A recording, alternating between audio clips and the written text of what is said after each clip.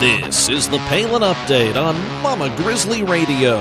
I'm Kevin Scholla. I don't believe a doggone thing coming out of Washington, D.C. anymore. And isn't that a sad state of affairs where a normal American has to be so cynical? An unfortunate turn of events in Minnesota. Delegates bumble a golden opportunity and fail to endorse a terrific candidate, Julianne Ortman. Some are urging Ortman to stay in the race. Today, we talk with Julianne Ortman. Joni Ernst rolls to victory in Iowa, and Chris McDaniel forces a runoff in Mississippi. We strap in with the Colonel once again. Rob Manus joins us from Louisiana. A brand new Commonwealth Common Sense with Susan Stimson is coming up. And just ahead, our latest edition of Steel Resolve with Sarah Steelman. Welcome to our new network, Mama Grizzly Radio. The Palin Update is bigger and better than ever, and we will continue to bring you the latest news on Sarah Palin each and every week, and we'll also continue to have great guests each episode. So for those of you who have listened to us for years on the other network, please make sure you head to mamagrizzlyradio.com so you won't miss a thing, and follow us on Twitter at Mama Grizz Radio. Also like Mama Grizzly Radio on Facebook. Governor Palin urged Minnesota's GOP delegates to support Julianne Ortman for U.S. Senate at their state convention. Palin said Ortman is the only one who can beat Al Franken. But the delegates dropped the ball big time, failing to endorse Ortman. Ortman, with lots of class, threw her support behind another candidate because she promised going in that she would abide by the party's decision. Now some are hoping she changes her mind because she is such a wonderful candidate. We were fortunate enough to have Ortman join us here on the Palin Update. The interview was pre-recorded before the convention. Never did we expect she wouldn't be the nominee. Now that the Minnesota Republicans blew it, we wanted to still bring you this interview for a few reasons. First of all, Ortman needs to be heard. She is, like Palin says, the best candidate. And I'm really seeing a Sarah Steelman situation developing here. Remember when Missouri Republicans didn't listen to Palin and did not nominate Steelman, who had a double-digit lead in polls over Claire McCaskill? Instead, they went with Aiken, who was buried by McCaskill. We can only hope Minnesota doesn't go the same route. Ortman is vowing to stay out of the race now, but you have to hear this great Mama Grizzly and learn what could have been. Julianne Ortman, welcome to the Palin Update on Mama Grizzly Radio. Kevin, I'm so excited to be joining you, and I'm so grateful for Sarah Palin's recent endorsement in my U.S. Senate race. Well, that is correct. You were endorsed in your race for Senate by Governor Sarah Palin. How does that feel? Boy, it was just such a great honor to meet her personally and to earn her support in this race. I've been an admirer for a very long time. Of course, she is a really great role model of a strong woman who knows her own mind and isn't afraid to speak her thoughtful views. Now, Palin has billed your race, the clown versus the Mama Grizzly, since you're clearly the latter. The clown in question here is Al Franken, the SNL actor, Stuart Smalley turned senator, a real Obama lapdog. Does an incumbent like Franken offer a special challenge, though, for you? Because while there are plenty of far-left, out-of-touch ideologues in Washington, we know that, Franken really has that cocky attitude, too, that rubs so many people the wrong way. Is that taken into consideration at all when you campaign, maybe to show that contrast? Yeah, you know, he said on, I think it was this week, that he would be reelected based on his job performance. Well, the fact is that in Minnesota, we haven't seen him for the last 6 years. We haven't seen him. He hasn't been here, and he doesn't care about our interests. He cares about Barack Obama's interests and Harry Reid's agenda. He voted 100% of the time for their agenda, and not one time has he stepped up to advocate for Minnesota and our best interests. So he's been an absent senator other than what he, deigns to tell us he's doing from Washington. You know, he should get with it. A lot of his Saturday Night Live co-stars have. Victoria Jackson's a conservative. Dennis Miller and Adam Sandler, Republicans for the most part. Even liberals, Rob Schneider and John Lovitz recently have admitted Obama's a disaster. But Franken's way out there, voting with them pretty much 100% of the time. Well, I hope those guys are listening. Victoria Jackson and Adam Sandler, if you're listening, come help me here in Minnesota. We can beat Al Franken. Now, what I really like about your campaign is you are being specific. A lot of people run and say they'll do better or they'll work for the people, et cetera, et cetera. That's great. But you've mapped it all out, a turnaround plan, as you call it, really a step-by-step blueprint of how you will deliver when elected. Well, exactly. I have been a Minnesota state senator for the last 12 years, and I believe that my strength is in putting together an agenda that Republicans can agree on and even find a few Democrats that will help. And I think that's what we need in Washington is a strong agenda, a commitment between the Senate Republicans and the people of the United States of America to say this is what we stand for, this is what we will work for when we have influence, this is what we will try to accomplish. And, I think people have watched Washington fail for so long. They want to know what we're going to do to address the biggest problems we face. And so I think there are some very common sense solutions.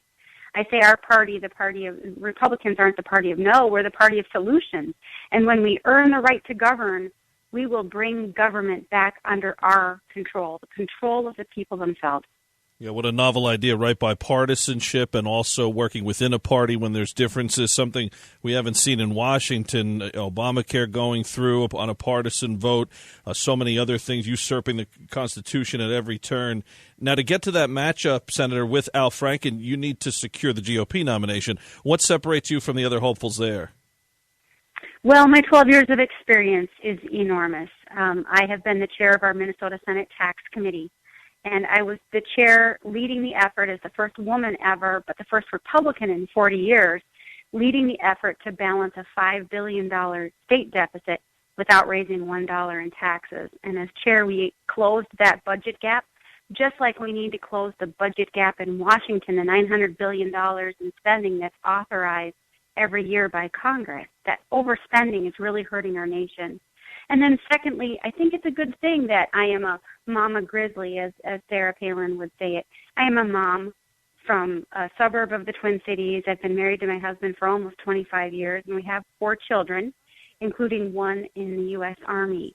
And raising a family is a great qualification for serving in the United States Senate because we parents are raising our children to become good citizens, to build a better life for themselves, to develop their own work ethic and principles. It's a great background for serving in the United States Senate. And frankly, we could use some more women and more women Republican candidates. You mentioned you're a Blue Star mom. That must make you extremely proud. Oh, I'm so proud of my son. He is studying Chinese. All right, now I'm already beaming again every time I think about him, but he is in Monterey. And he recently was given his assignment. After completing his training, he'll be assigned to the Pacific Command in Honolulu. So not only am I so proud, I'm really excited about going to visit. That is great. Now, the VA scandal has been huge in the news lately. Is this really another indication the dangers that lie ahead for Obamacare and just all the other policies we're seeing coming out of Washington? That's exactly right. Layers and layers of bureaucracy and agencies that have too much money to be agile and responsive and accountable. And so what you see happening in the Veterans Administration, I think, is duplicated in all those other huge, uncontrollable agencies. I think it's just another example of the accumulation of unaccountable power, all those executive branch agencies that have no effective oversight from Congress, the checks and balances that we need to keep them accountable to the people. It seems like we have so many congressmen and women that just put up their hands and say, well, there's nothing we can do about those agencies. Well, that's what my turnaround plan is about. It's about the very specific steps our congressmen and women could take in order to take back control over all that overreach from those agencies and all that unaccountability. But when it comes to the VA, there is no more frightening a scandal than to think that people have lost their lives because of bureaucracy and people that would rather earn their bonuses than make sure that our veterans got their care, and thinking that we haven't kept our promises to the men and women that have kept us safe and secured our freedom all these years. It's just astonishing. You also want to put more money in the hands of families and out of the hands of pork barrel spenders in D.C. There are a couple of ways to do that, but absolutely, because we keep hearing that Washington can stimulate the economy, and I absolutely disagree with the concept of that. If that were true, then our economy should be thriving by now with all the money that we've spent, but it's not. And so you have a Federal Reserve that's spending almost $1 trillion every year, $85 billion every month to stimulate the economy. And that's all just going into the national debt with no checks and balances. And Congress adding almost exactly that same amount of debt every year. So $2 trillion every year. So I did a little bit of math, and $7,000 is what it has cost every American household for new debt just since the last shutdown in October of 2013. That's how much debt has been added to our national debt, and that's how much it costs, $7,000 for every American household, according to the U.S. Department of Treasury. So imagine what would happen, Kevin, for just one moment, if people had $7,000 more per family. They would buy tuition for their children. That's what I would do with that money. I would help my children get their education without student loans. But you might have people using it as a down payment for a home or starting a business or buying a computer or repairing their roof. That's economic stimulation. And when we have more of our hard-earned money, we're going to invest it and we will get a better return than government. And so it's absolutely essential to turn that around and allow us to keep more of our income. This president is known for dividing people, and his friends in the Senate have helped him with that, like Franken. And I know issues like the NSA spying flap and IRS targeting have really grabbed your attention. Well, those were two of the reasons why I decided to run against Al Franken, because he has a specific role responsible for both of those scandals. Number one, when it comes to the NSA, most people don't realize that Al Franken is the chairman of the Privacy Subcommittee of the Judiciary Committee in the U.S. Senate. He was advised and told all along about those secret court orders, about the NSA getting those court orders over all of our providers, over the Internet and our cell records. He's known all along. We have a video clip of him saying that there were things that he should know that the American people didn't have a right to know. He's known all along, and he's done nothing about it. Chairman of the Privacy Subcommittee. And I think that he has been complicit in the violation of our Fourth Amendment rights and our First Amendment rights.